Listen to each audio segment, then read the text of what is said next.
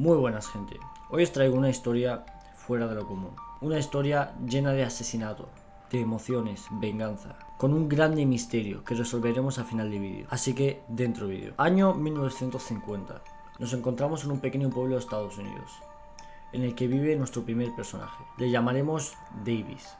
Davis era una persona de mediana edad, que tenía una agencia inmobiliaria. Davis estaba trabajando un día normal con su asistenta, cuando de repente ven por el cristal que viene un coche, pero se extrañan ya que era un horario poco común para que vengan clientes.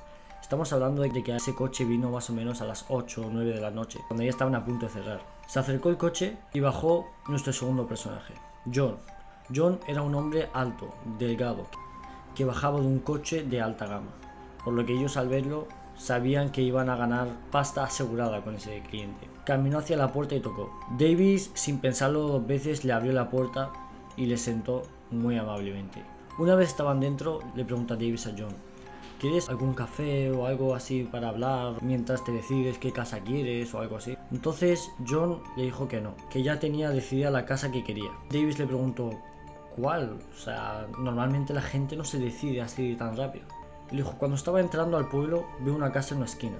Esa casa era así como antigua, que tenía un patio, que tenía al lado un árbol, tal. Se la describió, por así decirlo. Entonces Davis se quedó pensando, hasta que cayó.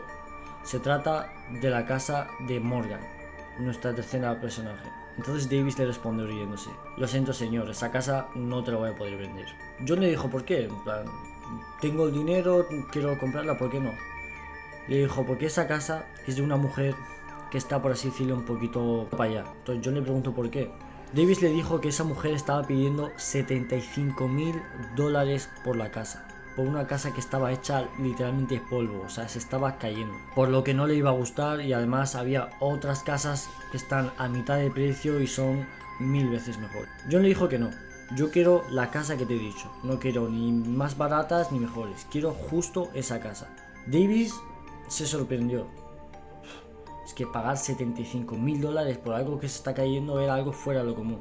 Gente, también tenemos que recordar una cosa: $75,000 de los años 50 no es nada comparable con ahora. Antes $75,000 tenían muchísimo más valor que ahora. Por lo tanto, Davis le sorprendió y le dijo: bueno, vale, por mí no hay problema, yo hago mi trabajo y ya está.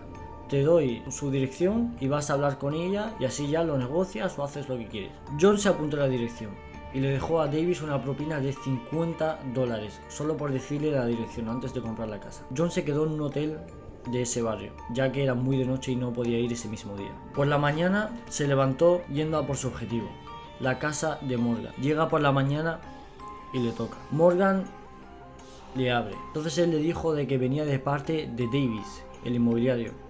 Morgan le dijo que sí, que había hablado con él y que se esperaba su visita. Entraron, se sentaron. Entonces Morgan le dijo a John: por favor, cualquier negociación no te la voy a aceptar, no bajo ni $1. La casa cuesta lo que cuesta a pesar de estar como está. John se rió, le dijo: tranquila, no te iba a negociar nada, tengo el dinero y quiero la casa, por eso he venido. Morgan se sorprende un poquito, porque siempre vienen clientes y le intentan así como regatear y tal, y al final lógicamente no la compran por $75,000.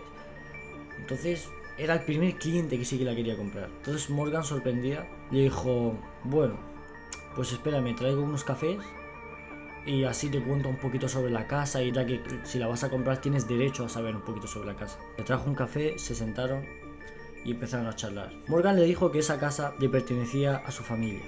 Morgan le contó que en esa casa vivían su marido, su hijo y ella. Su marido murió cuando su hijo tenía tan solo 9 años, por lo que Morgan tuvo que salir y buscarse la vida trabajando en trabajos pésimos como la costurería para poder mantenerse viva a ella y a su hijo. Morgan luchó toda su vida para que su hijo pudiese crecer sin faltarle de nada, que tenga unos estudios, una ropa, un techo y un plato de comida. Su hijo, cuando llegó a los 20 años, se fue de casa a Nueva York. En Nueva York estaba estudiando en la universidad. Una vez terminó la universidad, se graduó y empezó a trabajar. De vez en cuando venía a visitarla, a ayudarla con un poquito de dinero. Venía con su novia, venía con sus amigos, hasta que hubo unos meses que dejó de venir como por 4 o 5 meses seguidos.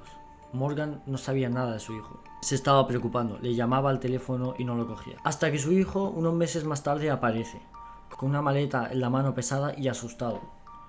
Morgan le abre la puerta y no se cree lo que está viendo. Era su hijo después de muchísimos meses sin hablarle, pálido, asustado, y Morgan no entendía nada. Quería lógicamente saludarlo, abrazarlo, ya que no sabía nada de él.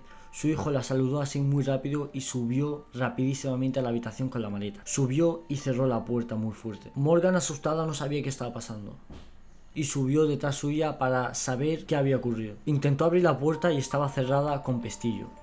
Entonces su hijo le gritó: no te atrevas a entrar, si no pasará algo que no vas a querer que pase. Morgan no entendía nada, su hijo nunca le había hablado así. Su hijo siempre había sido típica persona muy educada, que le gustaba mucho pasar tiempo con su madre. Nunca le había hablado así.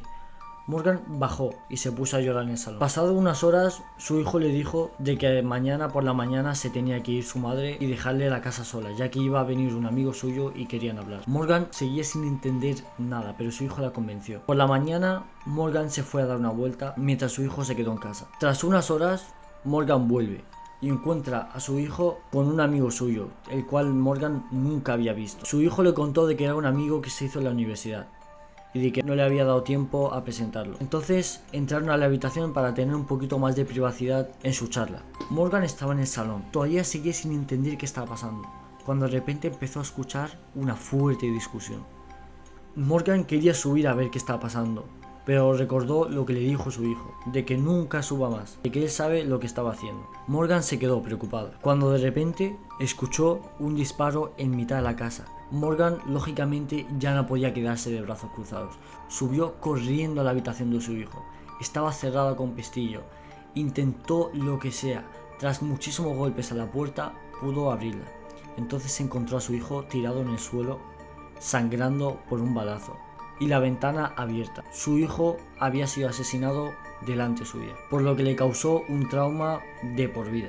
En esos momentos, John, que estaba sentado tomando un café escuchándola, se estaba poniendo un poquito incómodo, como que no se sentía bien, como que le faltaba un poquito el aire, se estaba intentando desabrochar un poquito la corbata, estaba intentando como irse, no le estaba gustando ese rollo. O sea, a mí tampoco, y a vosotros creo que tampoco os gustaría. El caso, que le estaba dando mal rollo todo ese tema. Morgan siguió y le dijo: tras unos meses la policía pudo explicarme qué había pasado.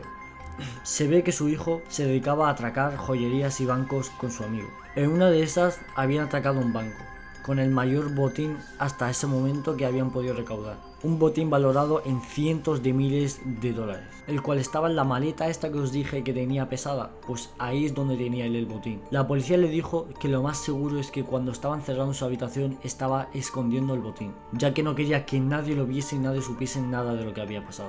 También pudieron adivinar que el amigo que vino al día siguiente no se trataba de un amigo de la universidad, se trataba de su socio en los atracos. Cuando estaban discutiendo, no estaban discutiendo cualquier cosa. Estaban discutiendo de cómo se iban a repartir el botín, ya que uno quería más que el otro y el otro igual. Al no ponerse de acuerdo, empezó una pequeña pelea, por la cual el socio de su hijo, que todavía tenía la pistola con la que atracó, le metió un tiro y salió por la ventana huyendo de la casa. Por lo que todo el asesinato se trataba del botín que había escondido su hijo en esa misma casa. Entonces John le dijo: ¿Y qué hiciste? O sea, ¿dónde está esa maleta? ¿La encontraste? ¿Qué pasó? Le dijo que la maleta todavía sigue escondida. Entonces en ese momento John ya... Antes os dije que estaba un poquito incómodo, ahora ya se estaba como ahogando, no le entraba la respiración, no tenía aire. Empezó a toser y ahí es cuando Morgan le dijo: tras la muerte de mi hijo, mi única función era vengarme de su asesino. Por eso puse la casa a un valor tan alto, ya que nadie quisiera pagar ese dinero por una casa así, que no sea el asesino que sabe perfectamente el gran botín que se esconde en esta casa. Y ahí John se cayó al suelo. Eran las últimas palabras que iba a escuchar. Y así es como Morgan pudo vengarse del asesino de su hijo. ¿Recordáis el café que os dije que le había dado para tomarlo y así charlar las cosas de la casa? Pues ese café estaba envenenado. Morgan lo tenía todo estudiado de hace más de 20 años. Se levantaba pensando en su plan y dormía pensando en su plan, hasta el día que llegó el mismo asesino. Y efectivamente, John fue el asesino de su hijo. Y Morgan pudo vengarse tras 20 años. Es increíble pensar cómo lo ha hecho, cómo sin moverse de casa pudo dar con el asesino y encima vengarse de él. Una historia increíble. Y aquí llegamos al final de la historia, gente. ¿Qué os ha parecido? A mí personalmente me ha explotado la cabeza. Cómo parece que va por un lado y de repente va por el otro. O sea, Es una historia que pega un giro de 180 grados, increíble. Muchas gracias por escucharlo. Si os ha gustado la historia, decídmelo. Si queréis contarme alguna historia así que os guste y tal, me lo podéis poner en los comentarios. Estaré atento a vosotros. Y hasta la próxima.